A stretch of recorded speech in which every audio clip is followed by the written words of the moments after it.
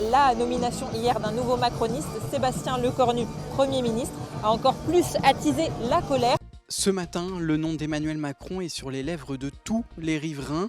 La visite du président de la République suscite la fierté de la mairie et de quelques commerçants de ce petit village de 1500 habitants. Maintenir le cap et s'adapter. Tels sont les maîtres mots quant au budget 2026 du Conseil départemental de Loir-et-Cher. Un budget source d'inquiétude pour le président de la collectivité. Pour éviter les coupes dans certains budgets, le président de Loir-et-Cher envisage d'étaler ses investissements dans le temps. C'est le choc à la mode Beuvron après qu'une femme aurait été étranglée puis découpée par son mari dans le quartier de la Gare. Le drame se serait noué dans cette maison aux allures coquettes avenue de la République. C'est ici, dans cet ancien bâtiment de 1500 mètres carrés, que la ville de Tours souhaite implanter son futur centre d'hébergement d'urgence.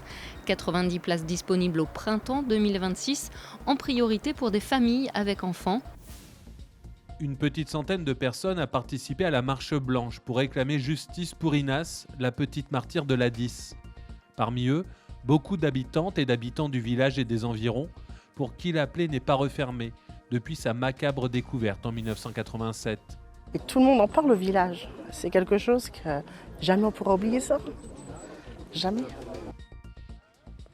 Voici l'aile François Ier, à première vue rien de très flagrant, pourtant les murs extérieurs de ce bâtiment construit entre 1539 et 1544 sont en train de s'écarter dangereusement, une situation connue depuis les années 2000 qui a obligé le monument à fermer progressivement les salles devenues trop dangereuses pour les touristes.